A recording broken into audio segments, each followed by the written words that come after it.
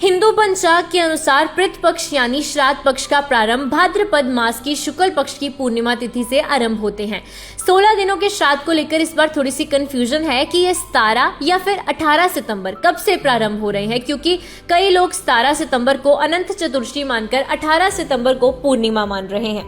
ऐसे में जानिए कि क्या इसकी सही तिथि और तारीख है और अन्य सभी डिटेल्स भी आपके साथ साझा करेंगे। तो वहीं आपको बता दें कि पूर्णिमा तिथि प्रारंभ 17 सितंबर 2024 को दोपहर 11:15 बजे से होगी और पूर्णिमा समाप्त 18 सितंबर 2024 को सुबह 8:04 पर होगी। उपरोक्त मान से पूर्णिमा तिथि का श्राद्ध 17 सितंबर को रहेगा, क्योंकि श्राद्ध कर्म दोपहर में ही किए जाते हैं। पूर्णिमा तिथि दोपहर 11:15 बजे से प्रारंभ हो रही है, लेकिन पूर्णिमा का स्नान और दान अगले दिन सुबह होगा। यानी उत्तरा तिथि के अनुसार पूर्णिमा 18 सितंबर को रहेगी, लेकिन श्राद्ध कर्म 17 तारीख को ही मध्याह्न काल में होगा। यानी इस वर्ष पितृ पक्ष का 17 सितंबर 2024 मंगलवार से शुरू हो रहे हैं और इसका समापन 2 अक्टूबर 2024 को आश्विन मास की कृष्ण पक्ष की अमावस्या तिथि पर होगा। पूर्णिमा के श्राद्ध को प्रमोष्टि और ऋषि तर्पण भी कहा जाता है। इस दिन मंत्र दृष्टा ऋषि मुनि अगस्त्यस का तर्पण किया जाता है। इन्होंने ऋषि मुनियों की रक्षा के लिए समुद्र को पी लिया था और 2 असुरों को खा गए थे। इसी के सम्मान में श्राद्ध पक्ष की पूर्णिमा तिथि को इनका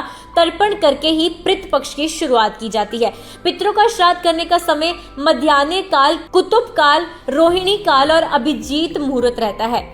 मध्याह्न काल सुबह करीब 9 से 12 के बीच के समय को माना गया है। इसमें भी कुतुब और रोहिणी काल का ज्यादा महत्व माना गया है।